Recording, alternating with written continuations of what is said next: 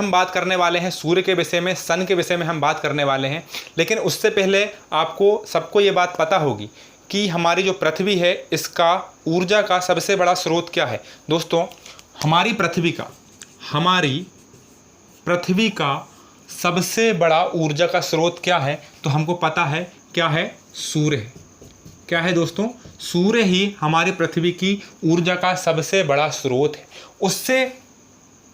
उसके बाद हम दूसरी चीज़ क्या समझेंगे कि सूर्य तो पृथ्वी की ऊर्जा का सबसे बड़ा स्रोत तो है, लेकिन सौर मंडल का जो जनक है वो कौन है। दोस्तों ये दोनों एग्जाम में क्वेश्चन पूछ लिए गए हैं कि हमारी पृथ्वी की ऊर्जा का सबसे बड़ा स्रोत क्या है, तो सूर्य है। कौन है, सूर्य। और सूर्य ही हमारे सौर मंडल का जनक है। वो क्यों है दोस्तों, आगे हम जैसे जैसे बढ़ते जाएंगे आपको क्लियर होते जाएगा। लेकिन छोटे छोटे जो एग्जाम होते हैं दोस्तों, वनडे एग्जाम में ये दोनों क्वेश्चन पूछ लिए गए हैं, हल्के क्वेश्चन है। अब बात करते हैं दोस्तों अपन आगे। तो जो सूर्य है हमारा, ये हमारी आकाश गंगा के कौन से नंबर की भुजा में उपस्थित है, कौन से नंबर की भुजा में उपस्थित है। तो दोस्तों मैंने आपको बताया था कि हमारी जो आकाश गंगा है, हमारी आकाश गंगा जिसका नाम क्या है, दुग्ध मेखला। हमारी आकाश गंगा जिसका नाम क्या है, दुग्ध मेखला। और दुग्ध मेखला के दूसरे नंबर की जो भुजा है, कितनी भुजा है दुग्ध मेखला में, 3। इसको इंग्लिश में मिल्की वे बोलते हैं, ध्यान रखना, मिल्की वे। तो हमारी जो आकाश गंगा है इसके दूसरे नंबर की, ये कौन से नंबर की भुजा हो गई, पहली। और ये कौन से नंबर की हो गई, दूसरी। और ये कौन से नंबर की हो गई, तीसरी। तो दूसरे नंबर की जो भुजा है दोस्तों, इसमें उपस्थित है हमारा सूर्य। कौन उपस्थित है, सूर्य। लेकिन दोस्तों हमारी जो आकाश गंगा है, इस आकाश गंगा का केंद्र है। हमको पता है कि हर आकाश गंगा का अपना एक केंद्र होता है। पुराने वीडियो में मैं आपको सारी चीज़ें बता चुका हूँ। तो दोस्तों ये जो हमारी आकाश गंगा है इसका केंद्र है, इस केंद्र का नाम क्या है, तो याद रखना हमारी आकाश गंगा के केंद्र का नाम क्या है दोस्तों, बल्ज। जो बल्ज होता है, बल्ज के चारों तरफ ये आकाश गंगाएं क्या लगाती हैं दोस्तों, चक्कर लगाती हैं। तो आप इतनी बात आपको समझ में आ गई कि हमारी पृथ्वी पर ऊर्जा का सबसे बड़ा स्रोत क्या है दोस्तों, सूर्य है। दूसरी चीज हमने क्या समझी कि सौरमंडल का जो जनक है वो कौन है, सूर्य है। सौरमंडल का जो मुखिया है वो भी कौन है दोस्तों, सूर्य है। अब हम क्या बात कर रहे थे दोस्तों कि जो आकाश गंगा है उसके दूसरे नंबर की भुजा पर हमारा सूर्य उपस्थित है। आपको पता है आकाश गंगा जो है, इसका हमारी आकाश गंगा कौन सी है दोस्तों, दुग्ध मेखला। इसका आकार कैसा है, मैंने आपको पिछली वीडियो में ये भी बता चुका हूँ। इसका आकार कैसा है, सर्पिलाकार। हमारी आकाश गंगा का आकार कौन सा दोस्तों, सर्पिलाकार। आकाश गंगाएं जो रहती हैं उनके 3 प्रकार होते हैं। एक तो सर्पिलाकार होती है, एक अनियमित। मैं आपको बाद में बता दूंगा ये सारी चीज़ें, अभी पहले इन चीज़ों को जान लीजिए। दोस्तों सूर्य जो है वो दूसरे नंबर की भुजा में उपस्थित है। अब ध्यान से समझिएगा कि प्रत्येक आकाश गंगा अपने केंद्र के चारों तरफ चक्कर लगाती हैं। तो हमारी दुग्ध मेखला जो है वो भी अपने केंद्र के चारों तरफ चक्कर लगा रही होगी। तो सीधी सी बात है, सूर्य भी आकाश गंगा के केंद्र का चक्कर लगा रहा है। सूर्य भी दुग्ध मेखला के केंद्र का चक्कर लगा रहा है। इतनी बात आपको समझ में आ गई होगी कि सूर्य जो है वो आकाश गंगा के केंद्र का चक्कर लगा रहा है।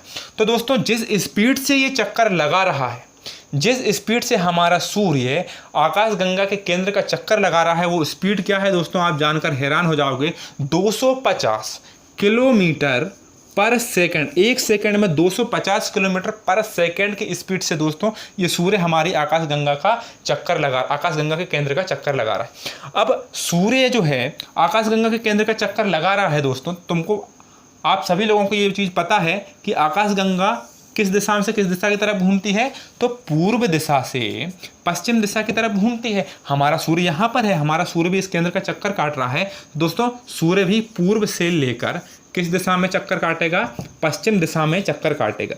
ये पूर्व दिशा है और ये कौन सी दिशा है दोस्तों, पश्चिम। तो सूर्य का जो चक्कर होता है दोस्तों वो पूर्व से पश्चिम की तरफ लगता है। 250 किलोमीटर पर सेकंड की रफ्तार से सूर्य चक्कर लगाता है, किसके, आकाश गंगा के केंद्र के। अब सर आप ये बात हमें क्यों बता रहे हो, तो दोस्तों ये बात हम इसलिए बता रहे हैं क्योंकि दोस्तों सूर्य जब अपनी आकाश गंगा का, एक सेकंड इसको मिटा देता हूं,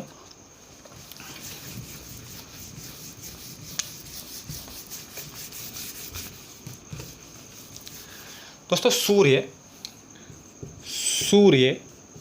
जब अपनी आकाश गंगा का, ये सूर्य है, जब ये अपनी आकाश गंगा का पूरा चक्कर लगा के वापस इसी स्थान पर आ जाएगा। यहाँ से चलेगा, यहाँ से चलेगा और वापस इसी स्थान पर आ जाएगा। तो इस एक चक्कर को लगने में जो समय लगेगा दोस्तों वो लगेगा 25 करोड़ वर्ष। कितना समय लगेगा दोस्तों? 25 करोड़ वर्ष। जी हाँ, ये मजाक नहीं है दोस्तों। एक आकाशगंगा के केंद्र का एक चक्कर लगाने में हमारे सूर्य को 25 करोड़ वर्ष लगते हैं। किस स्पीड से ये चक्कर लगाता है? तो ये चक्कर लगाता है दोस्तों 250 किलोमीटर पर सेकंड की स्पीड से। इतनी बात आपको क्लियर हुई। लेकिन एमपीपीएससी में एक बार क्वेश्चन पूछ लिया गया था दोस्तों कि ब्रह्मांड वर्ष किसे कहते हैं? ब्रह्मांड वर्ष किसे कहते हैं? तो ब्रह्मांड वर्ष किसे कहते हैं कि भैया सूर्य के द्वारा अपनी आकाशगंगा के केंद्र का एक चक्कर लगाने में जो समय लगा होता है उसे ही क्या कहते हैं दोस्तों? ब्रह्मांड वर्ष कहते हैं। ये बात आपको समझ में आ गई होगी। तो हमने कितनी बातें जानी कि सूर्य पूर्व से पश्चिम दिशा में क्या करता है? चक्कर लगाता है। किस स्पीड से लगाता है? 250 किलोमीटर पर सेकंड इसकी स्पीड से लगाता है। 25 करोड़ वर्ष क्या लगते हैं दोस्तों? एक चक्कर पूरा होने में इसको समय लगता है। और साथ में ब्रह्मांड वर्ष किसे कहते हैं दोस्तों? 25 करोड़ वर्ष को ही ब्रह्मांड वर्ष कहा जाता है जब सूर्य अपनी आकाशगंगा के केंद्र का एक चक्कर पूरा कर लेता है। आकाशगंगा का जो केंद्र होता है दोस्तों, इसका नाम क्या होता है? बल्ज होता है। इतनी चीज़ें हमने इस बारे में, सूर्य के विषय में हमने जान चुके। अब दोस्तों आज का जो वीडियो है ये किस पर आधारित है? सन या सूर्य पर आधारित है। ये मैं आपको पहले बताना भूल गया था, आप समझ भी गए होंगे, समझदार हैं। अब दोस्तों हम बात करेंगे आगे की। अब बात करेंगे हम आगे की। तो आगे की बात करने से हम आगे बढ़ते जाएंगे और हम जानेंगे सूर्य के विषय में कि भैया सूर्य जो है इसकी त्रिज्या कितनी है? सूर्य जो है इसकी त्रिज्या कितनी है? इसकी त्रिज्या कितनी है? तो दोस्तों इसकी त्रिज्या है 6,96,000 किलोमीटर। इतना बड़ा है आपका सूर्य। 6,96,000 किलोमीटर सूर्य की क्या है दोस्तों? त्रिज्या है। लेकिन अगर इसका व्यास पूछ लिया जाए, तो दोस्तों व्यास कितना हो जाएगा? इसका डबल कर दो। 6,96,000 मतलब 13,92,000 किलोमीटर। 13,92,000 किलोमीटर सूर्य का दोस्तों क्या होता है? व्यास होता है। तो ठीक है भैया, ये आपने व्यास तो बता दिया, लेकिन ये जो व्यास है ये हमारी पृथ्वी का कितना हिस्सा है या हमारी पृथ्वी इससे कितनी छोटी है? तो दोस्तों हमारी पृथ्वी जो है इससे एक सूर्य का कौन सा वाला हिस्सा है? हमारी पृथ्वी सूर्य का 110वां हिस्सा है। मान के चलिए सूर्य हमारी पृथ्वी से कितने गुना बड़ा है? 110 गुना बड़ा है। ठीक है, लेकिन ये जो सूर्य प्रकाश देता है या सूर्य में जो एनर्जी होती है या सूर्य में जो ऊर्जा होती है, उस ऊर्जा का कितने प्रतिशत भाग हमारी पृथ्वी पर पहुंच पाता है? सूर्य की ऊर्जा का कितने प्रतिशत भाग या कौन सा भाग हमारी पृथ्वी पर पहुंचता है? तो दोस्तों आपको जैसे कि पता है कि सूर्य के और पृथ्वी के बीच में काफ़ी डिस्टेंस है, काफ़ी दूरी है। मान के चलिए अगर सूर्य और पृथ्वी पास पास होते, मान के चलिए अगर ये हमारा सूर्य हो गया और ये हमारी पृथ्वी हो गई, ये हमारा सूर्य हो गया और ये हमारी क्या हो गई दोस्तों? पृथ्वी हो गई। तो इनके बीच में अगर डिस्टेंस ना होता, इनके बीच में अगर दूरी ना होती, तो हमारी पृथ्वी पर क्या जीवन संभव हो पाता? ये बिल्कुल नहीं हो पाता दोस्तों। ये बात आप बिल्कुल समझ में आपको आ रही होगी और आपको पहले से भी पता होगी क्यों नहीं हो पाता। कि हमारा सूर्य जो है इसमें इतनी ज़्यादा ऊष्मा है, इतनी ज़्यादा ऊर्जा है, इतनी ज़्यादा एनर्जी है कि दोस्तों ये 1 मिनट के अंदर पृथ्वी को अपने अंदर समाहित कर लेता।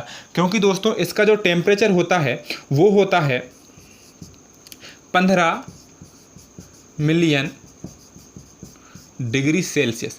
अब ये तापमान आपको अंदाज़ा आप लगा पा रहे होंगे कि 15 मिलियन डिग्री सेल्सियस तापमान कितना होता है। आपको पता केवल 37 डिग्री सेल्सियस मानव के शरीर का तापमान होता है।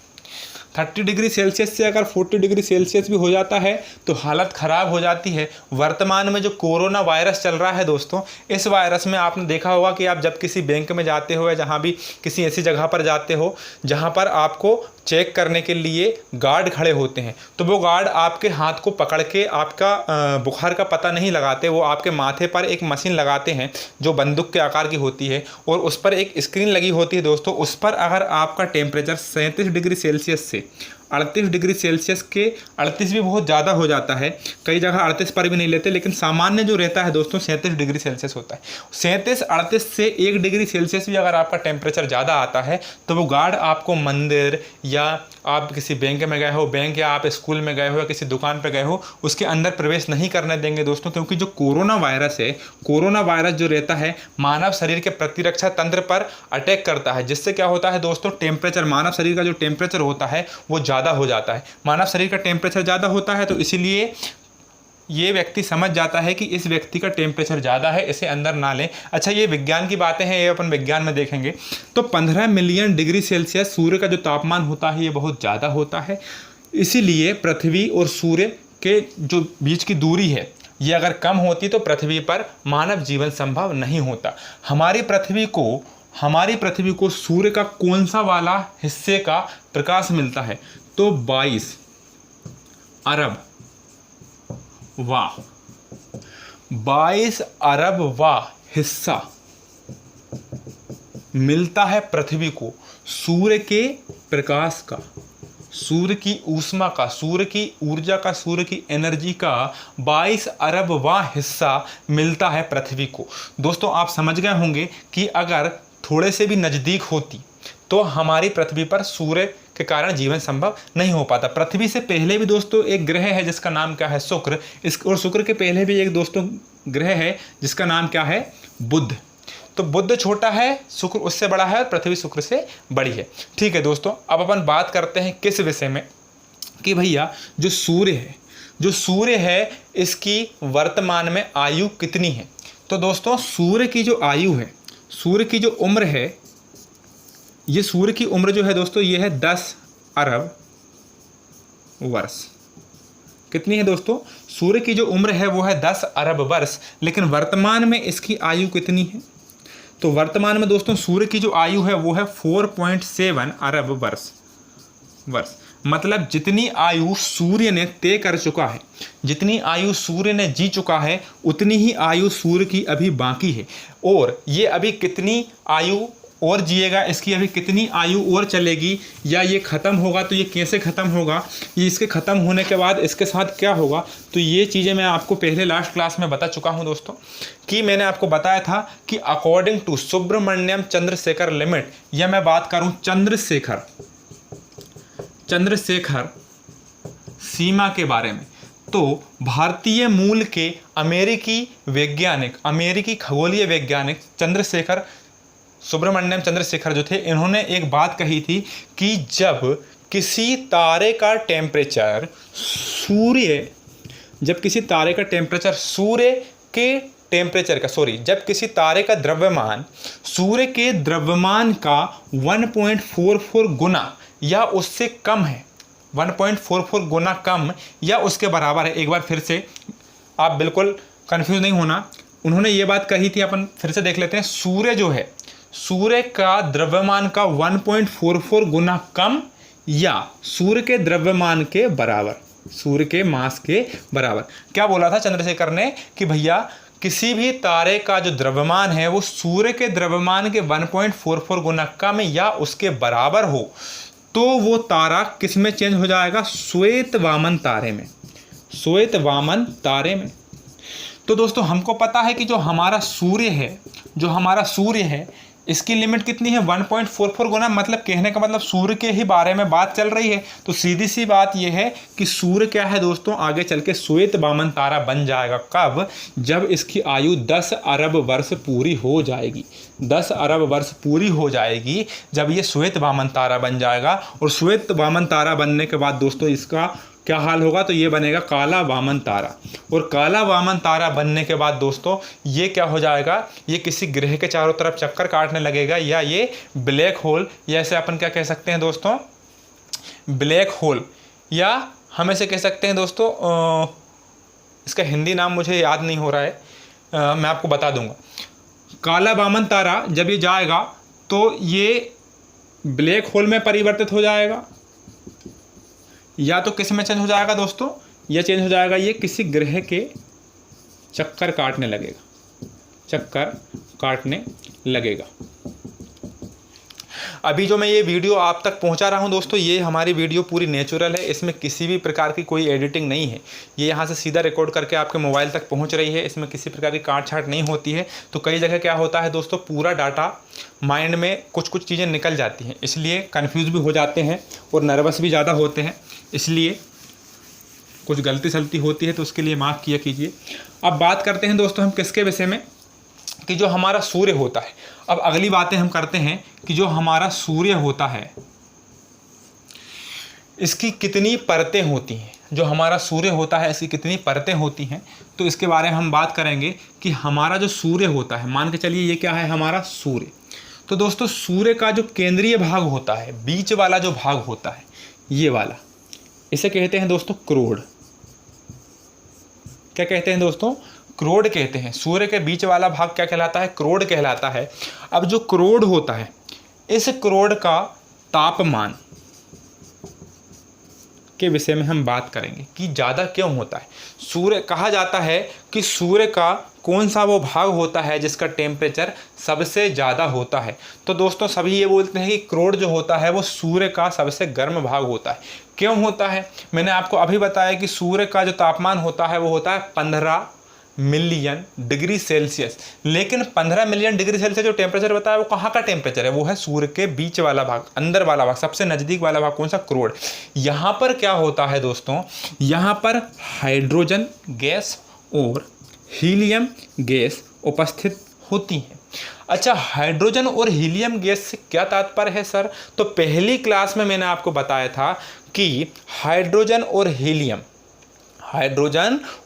हीलियम गैस क्या करती हैं दोस्तों, नाभिकीय संलयन की क्रिया में जब आपस में जुड़ती हैं तो क्या होता है दोस्तों, दो हाइड्रोजन के एटम मिलकर एक हीलियम का एटम बनाते हैं। देख लीजिए, नाभिकीय संलयन की जो क्रिया होती है दोस्तों, इसमें दो हाइड्रोजन के एटम मिलेंगे तो क्या बन जाएगा दोस्तों, एक हीलियम का एटम बनेगा। अब जब दो हाइड्रोजन के एटम मिलकर हीलियम का एटम बना लेंगे तो यहाँ पर क्या होता है दोस्तों, बहुत भारी मात्रा में, बहुत ज़्यादा मात्रा में क्या निकलती है, एनर्जी निकलती है। और बहुत भारी मात्रा में दोस्तों जब एनर्जी निकलती है, बहुत भारी मात्रा में आवेश निकलते हैं, बहुत भारी मात्रा में ऊर्जा निकलती है दोस्तों, तो यही कारण होता है कि क्रोड का टेम्परेचर सबसे ज़्यादा होता है। इसका टेम्परेचर कितना होता है दोस्तों, हमको पता है 15 मिलियन डिग्री सेल्सियस। कितना होता है, 15 मिलियन डिग्री सेल्सियस इस क्रोड का टेम्परेचर होता है। अगर मैं धीरे पढ़ा रहा हूँ, स्लो पढ़ा रहा हूँ दोस्तों, तो आपके यूट्यूब के ऊपर यहाँ पर 3 बिंदु दी हैं, यहाँ पर आप क्लिक करना और यहाँ पर आपको दिखेगा प्लेबैक स्पीड। तो यहाँ पर आप 2x कर देना तो मेरी वीडियो आपको तेज़ चलने लगेगी, आप बोर नहीं होगे, ठीक है ना।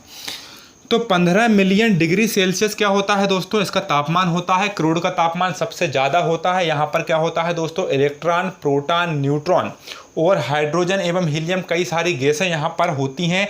यहाँ पर नाभिकीय संलयन की क्रिया होती है, इसलिए क्रोड का टेम्परेचर सबसे ज़्यादा होता है। बहुत महत्वपूर्ण सवाल है, ध्यान से समझ लेना। उसके बाद क्रोड के बाद दोस्तों इसकी एक अगली परत होती है। क्रोड के बाद इसकी एक अगली परत होती है जिसे क्या बोलते हैं दोस्तों, विकिरण मेखला। ये दूसरी वाली जो परत होती है दोस्तों, इस परत को बोलते हैं विकिरण मेखला।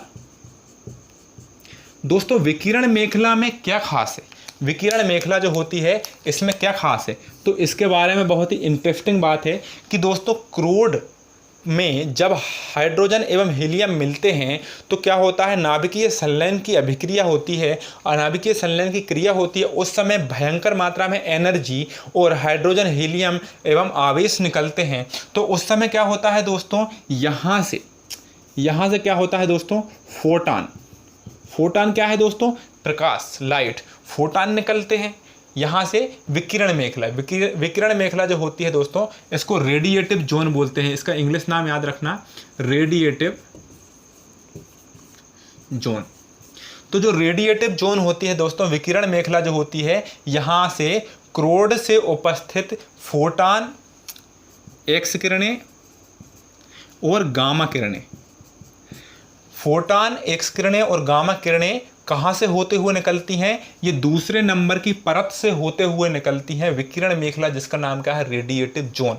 क्रोड के बाद कौन से नंबर की हमारी लेयर आती है, परत आती है? तो विकिरण मेखला आती है, रेडिएटिव जोन, जहाँ से फोटॉन, एक्सरे और गामा किरणें निकलती हैं। बहुत महत्वपूर्ण प्रश्न है दोस्तों, हल्के में मत लेना। उसके बाद तीसरे नंबर की जो लेयर आती है, तीसरे नंबर की जो परत आती है, उस तीसरे नंबर की परत को क्या बोलेंगे दोस्तों? ये होती है आपकी संवहनी मेखला।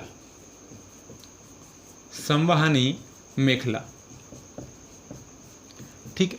संवहनी मेखला, इसको हिंदी में बोलते हैं दोस्तों कन्वेक्टिव जोन। तो कन्वेक्टिव जोन या तीसरे नंबर की संवहनी मेखला या कन्वेक्टिव जोन जो होती है, जो तीसरे नंबर की लेयर होती है, इसका क्या काम होता है? तो इसके बारे में अब आप ध्यान से समझ लेना। यहाँ से बहुत ही महत्वपूर्ण क्वेश्चन बनता है जो लगभग सभी एग्जाम में पूछा जाता है। क्या होता है दोस्तों, अपन ने देखा कि ये तो हमारा क्या है भैया, ये हमारा क्या है? सूर्य है। सूर्य के सबसे अंदर वाला भाग कौन सा हो गया? क्रोड हो गया, जिसको इंग्लिश में हमने क्या बोल दिया? कोर बोल दिया। दूसरे नंबर की जो परत होती है, इसको हमने क्या बोल दिया दोस्तों? विकिरण मेखला बोल दिया। क्या बोल दिया? विकिरण मेखला या रेडिएटिव जोन। और जो तीसरे नंबर की जो लेयर होती है, इसको हमने बोला दोस्तों संवहनी मेखला या कन्वेक्टिव जोन। Convective zone. तो जो तीसरे नंबर की संवहनी मेखला होती है, इसमें क्या होता है कि दोस्तों देखना, ध्यान से समझना, विकिरण मेखला में क्या होता है कि जब यहाँ से हाइड्रोजन, हीलियम और बहुत ज़्यादा मात्रा में ऊर्जा निकलती है और आवेश निकलते हैं। आवेश क्यों निकलते हैं दोस्तों? आपको पता है कि हाइड्रोजन एवं हीलियम, आपको पता है कि जो सूर्य होता है, इसके अंदर क्या होता है दोस्तों? इलेक्ट्रॉन भी होता है, प्रोटॉन भी होता है, न्यूट्रॉन भी होता है सूर्य के अंदर। अच्छा, इलेक्ट्रॉन जो होते हैं ये बाहर कक्षाओं में घूमते रहते हैं। तो प्रोटॉन एवं न्यूट्रॉन, तो इलेक्ट्रॉन पर कौन सा आवेश? ऋण आवेश। और प्रोटॉन पर कौन सा आवेश दोस्तों? धन आवेश। तो ऋण एवं धन आवेश, माइनस एवं प्लस चार्ज हमेशा मिलेंगे। तो दोस्तों क्या हो जाएगा? एनर्जी और ज़्यादा बढ़ेगी। और तो इसीलिए क्या होता है दोस्तों? ये आवेश है, ये आवेश है। तो ये आवेश है दोस्तों, तो एक पे प्लस चार्ज है, एक पे प्लस चार्ज है, एक पे माइनस चार्ज है। तो इसीलिए ये आवेश भी बाहर निकलते हैं। बहुत ज़्यादा मात्रा में ऊर्जा, बहुत ज़्यादा मात्रा में एनर्जी, ये सारी चीज़ें जब बाहर निकल रही होती हैं, तो क्या होता है दोस्तों कि ये तीसरे नंबर की लेयर्स है, ये डायरेक्ट बाहर नहीं जाती। ये किस प्रकार जाती हैं वो देख लीजिए। तो ये किस प्रकार जाती हैं दोस्तों? ये क्या होता है कि जब बहुत ज़्यादा मात्रा में एनर्जी, बहुत ज़्यादा मात्रा में आवेश क्रोड और विकिरण मेखला वाली लेयर से बाहर जाता है, तो उस समय क्या होता है दोस्तों? इस प्रकार की बहुत सारी रिंग बनती हैं। इस प्रकार की बहुत सारी रिंग बनती हैं। इन रिंग के माध्यम से होकर बाहर जाता है। सबसे पहले नंबर की जो रिंग होती है वो काफ़ी बड़ी होती है, फिर उसके बाद छोटी होती है, फिर उसके बाद छोटी होती है और छोटी और छोटी और छोटी, धीरे धीरे करके इस प्रकार की ढेर सारी रिंग होती हैं। इन रिंगों के माध्यम से पूरी एनर्जी कहाँ जाती है दोस्तों? बाहर जाती है। बात समझ में आ गई होगी। तो इन रिंग को क्या बोलते हैं दोस्तों? इन रिंग को बोला जाता है कोशिकाएं। हाँ, क्या बोला जाता है? कोशिकाएं। तो कन्वेक्टिव जोन में या बात करें संवहनी मेखला में, किस रिंग या किस माध्यम से सारी सूर्य की एनर्जी बाहर जाती है? पूरी की पूरी एनर्जी सूर्य की किस विधि से या किस, हम बात करें किस माध्यम से बाहर जाती है, तो हम क्या बोलेंगे दोस्तों? हम बोलेंगे कोशिकाओं के माध्यम से बाहर जाती है। ठीक है, तो ये तो थी हमारी किसके बारे में बात दोस्तों? सूर्य के बारे में बात, कि सूर्य की जो 3 लेयर होती हैं वो पहली होती है दोस्तों क्रोड, दूसरी होती है विकिरण मेखला और तीसरी कौन सी होती है? कन्वेक्टिव जोन या संवहनी मेखला। तो इतनी बातें हमको आसानी से समझ में आ गई होंगी। क्या नुकसानदायक है, क्या लाभदायक है? तो दोस्तों अभी तक हम जब बात कर रहे थे तो ये किसके बारे में बात कर रहे थे कि सूर्य का जो केंद्र है उसके बारे में, और उसके जो 3 धरातल स्तर थे या 3 उसकी जो लेयर थी उसके बारे में हमने बात करी थी। लेकिन अभी अपने को बात करना है दोस्तों किसके विषय में, कि ये तो हमारा था क्या? सूर्य का। दोस्तों मुझे पता है कि जो पढ़ने वाला है वो अभी तक डटा हुआ होगा। काफ़ी लोग ऐसे वीडियो, कोई भी कितना भी अच्छा पढ़ा ले वो छोड़कर भाग जाते हैं, लेकिन पढ़ने वाला और सक्सेस होने वाला इंसान ही आखिरी तक पढ़ने की कोशिश करता है दोस्तों, है ना। तो ध्यान से समझ के बने रहना, आगे बहुत काम की चीज़ें आने वाली हैं जो एग्ज़ाम की दृष्टि से बहुत महत्वपूर्ण है। लाइक भी मत करना और ना ही किसी के पास शेयर करना, कुछ मत करना, लेकिन ये वीडियो को बराबर देखकर नोट्स बना लेना। दोस्तों जो सूर्य होता है, ये जो सूर्य होता है, इसके अंदर की जो 2 लेयर थी वो तो हमने देख ली। सूर्य की टोटल कितनी लेयर थी? 3 लेयर थी, ठीक है ना। अपन ने कोर देख लिया, संवहनी मेखला देख लिया, विकिरण मेखला देख ली। लेकिन दोस्तों क्या होता है कि जैसे मैं आपको बना के बता ही देता हूँ, अगर आपको प्रॉब्लम जा रही होगी, कि एक ये और एक ये, तो इसके 3 धरातल इस तरह हमने देख चुके हैं। लेकिन अब बात करते हैं दोस्तों किसके विषय में, अब बात करते हैं किसके विषय में, कि सूर्य के बाहर दोस्तों एक मंडल पाया जाता है। सूर्य के बाहर एक मंडल पाया जाता है जिसे क्या बोला जाता है दोस्तों? प्रकाश मंडल। प्रकाश मंडल। तो दोस्तों जो प्रकाश मंडल होता है, सूर्य के बाहर कुल कितने मंडल होते हैं, कितनी लेयर होती हैं? तो कितनी लेयर होती हैं? 3 लेयर होती हैं। उसको लेयर नहीं बोल सकते, उसको मंडल बोलेंगे। तो पहला नंबर का कौन सा है दोस्तों? प्रकाश मंडल, या जिसे हम क्या बोलते हैं? फोटोस्फीयर।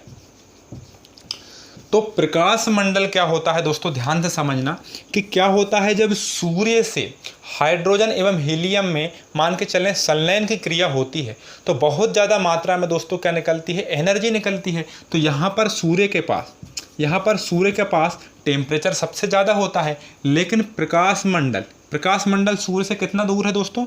तो 50 लाख किलोमीटर। याद रखना, सूर्य की जो तीसरे नंबर की सबसे दूर लेयर है जिसका नाम क्या है दोस्तों? कोरोना और सूर्य की दूरी कितनी है दोस्तों? 50 लाख किलोमीटर। इन दोनों के बीच की दूरी मैं आपको बता दूंगा, कैलकुलेशन कर लेना। दोस्तों जो सूर्य होता है, सूर्य के बाहर एक मंडल होता है जिसका नाम क्या होता है? प्रकाश मंडल। तो अब ध्यान से समझना कि जब सूर्य से प्रकाश निकलता है तो प्रकाश तो आपको पता है दोस्तों, कि प्रकाश कई रंगों का मिश्रण होता है।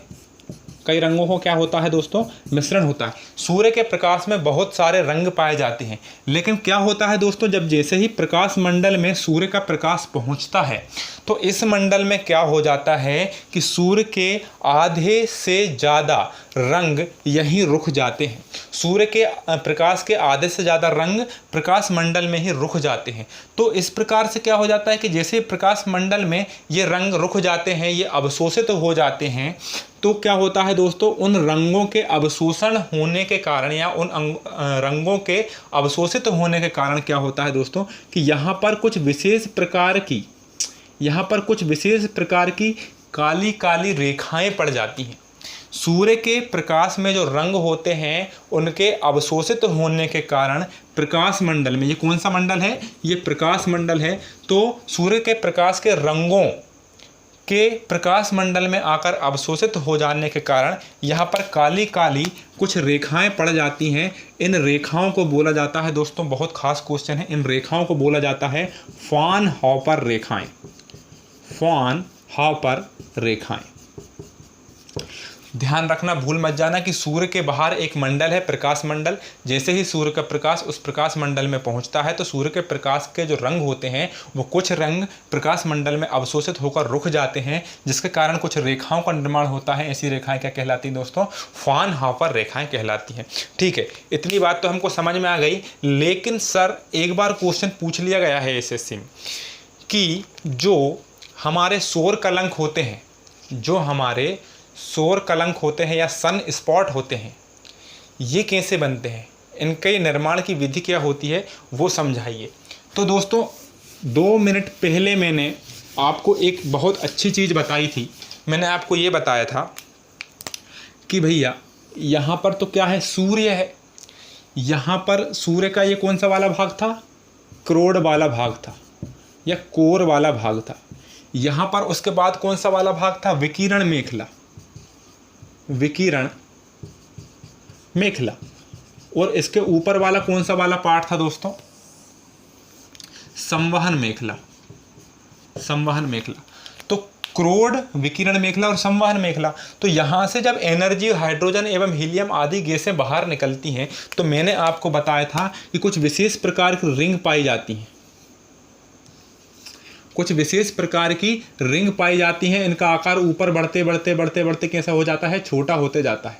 छोटा होते जाता है। तो इस प्रकार मैंने आपको बताया था। लेकिन क्या होता है दोस्तों कि यहाँ पर क्या है, मैंने आपको बताया यहाँ पर कौन सा मंडल है, प्रकाश मंडल। कौन सा मंडल है, प्रकाश मंडल। तो दोस्तों सूर्य से जब प्रकाश मंडल में पहुँचता है, प्रकाश मंडल सूर्य के वायुमंडल वाले हिस्से में है। वायुमंडल वो वाला वायुमंडल नहीं है जो पृथ्वी पर होता है। वायुमंडल वो वायुमंडल की बात कर रहे हैं हम जिसमें सूर्य के में उपस्थित हाइड्रोजन भी हो, हीलियम भी हो, वगैरह वगैरह सारी गैसें यहाँ पर उपस्थित होती हैं। तो दोस्तों प्रकाश मंडल की बात करें तो जो प्रकाश मंडल हमारा होता है, जब सूर्य का प्रकाश मंडल में पहुँचता है तो इसका टेम्परेचर कितना हो जाता है दोस्तों, 6000 डिग्री सेल्सियस। कितना तापमान हो जाता है, 6000 डिग्री सेल्सियस। लेकिन दोस्तों क्या होता है कि हाइड्रोजन पे कौन सा, हाइड्रोजन और मैं आपसे बात कर रहा हूँ प्रोटॉन और न्यूट्रॉन। तो दोस्तों प्रोटॉन और इलेक्ट्रॉन। तो प्रोटॉन पर तो कौन सा प्लस आवेश और इलेक्ट्रॉन पर माइनस आवेश। तो ये दोनों जो आवेश होते हैं प्लस और माइनस के कारण क्या होता है दोस्तों, ये आवेश तो आगे निकल जाते हैं। लेकिन यहाँ पर आकर 6000 डिग्री सेल्सियस पर आकर जो हाइड्रोजन गैस होती है और जो हीलियम गैस होती है, इसका तापमान क्या हो जाता है, कम हो जाता है। तो जब ये बाहर निकल रही होती है, करोड़ का तापमान कितना है, 15 मिलियन डिग्री सेल्सियस। लेकिन जब ये बाहर निकलता है प्रकाश मंडल में, ये प्रकाश पहुंचता है तो इसका टेम्परेचर कितना हो जाता है, 6000 डिग्री सेल्सियस। लेकिन हाइड्रोजन एवं हीलियम प्रकाश मंडल तक पहुंच के ठंडी हो जाती हैं। इनका तापमान 1000 डिग्री सेल्सियस से लेकर 1500 डिग्री सेल्सियस तक क्या हो जाता है, कम हो जाता है। तो मतलब कहने का मतलब ये है कि 6000 डिग्री सेल्सियस से घटकर कितना तापमान बचता है, 4500 डिग्री सेल्सियस का तापमान बचता है। इसलिए ये आगे नहीं जाती क्योंकि ये ठंडी हो जाती हैं। तो ये वापस अपनी जहाँ से आई थी उसी अवस्था में जाने का प्रयास करती हैं। लेकिन दोस्तों अब ध्यान से समझने की कोशिश करना कि भैया यहाँ से तो ये निकल के गई थी, यहाँ से तो ये गैसें निकल के गई थी, लेकिन जाएंगी कैसे, क्योंकि यहाँ से तो वो जा नहीं सकती, क्योंकि ऊर्जा कहाँ से कहाँ चलती है, ज़्यादा वाली जगह से कम वाली जगह पर जाती है, ठीक है ना, अधिक घनत्व से कम घनत्व की ओर जाती है। तो दोस्तों यहाँ से तो ऊर्जा कंटिन्यू निकल रही है, यहाँ से तो वापस नहीं आएगी। तो वो आती है किस तरफ, यहाँ से, इस जगह से वो हाइड्रोजन एवं हीलियम जो गैसें हैं वो अंदर की तरफ आती हैं। तो जैसे ही वो अंदर की तरफ आती हैं तो आपको पता है कि यहाँ पर इस जगह पर लगभग टेम्परेचर कितना है, 6000 डिग्री सेल्सियस। यहाँ पर प्रकाश मंडल में इस एरिया में टेम्परेचर कितना है दोस्तों, 6000 डिग्री सेल्सियस। लेकिन जब वो वापस जा रही हैं तो उसका टेम्परेचर कितना है, 4500 डिग्री सेल्सियस। 6000 डिग्री सेल्सियस और 45 डिग्री सेल्सियस। तो जो प्रकाश मंडल होता है, प्रकाश मंडल में क्या होता है दोस्तों, कहीं कहीं तापमान ज़्यादा होता है और कहीं कहीं तापमान कम होता है। तो तापमान कम होने का कारण क्या होता है, क्योंकि हाइड्रोजन एवं हीलियम जो गैसें होती हैं, अन्य गैसें होती हैं, वो ज़्यादा समय ठंडी हो जाती हैं। तो इसलिए दोस्तों कहीं तो प्रकाश बहुत ज़्यादा होता है, कहीं तो लाइट बहुत ज़्यादा होता है और कहीं लाइट थोड़ा सा क्या होता है, कम होता है। तो दोस्तों सूर्य में जब हमें धब्बा देखने को मिलता है, इसलिए ये एरिया हमें कैसा दिखाई देता है दोस्तों, काला दिखाई देता है। तो सूर्य में जब धब्बा दिखाई देता है तो वो धब्बा किसके कारण दिखाई देता है, इसी के कारण दिखाई देता है। किसके कारण दिखाई देता है, इसी के कारण दिखाई देता है। ये काला जो धब्बा होता है इसे ही क्या कहा जाता है दोस्तों, सौर कलंक कहा जाता है। इसको सौर कलंक क्यों कहा जाता है, क्योंकि ठंडी गैसें सूर्य के अंदर क्रोड वाले भाग में जाने का प्रयास कर रही होती हैं, जिसके कारण वो जो स्थान होता है वो कैसा डिम दिखाई देता है, वो अंधेरा दिखाई देता है, वो काला दिखाई देता है। इसे क्या कहा जाता है दोस्तों, सौर कलंक कहा जाता है। एक बात और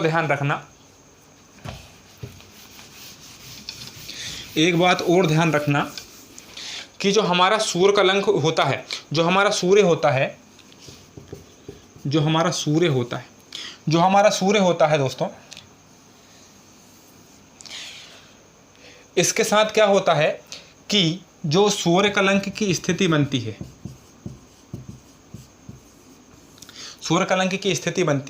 ये बनती है दोस्तों 5 डिग्री से लेकर 45 डिग्री के बीच में।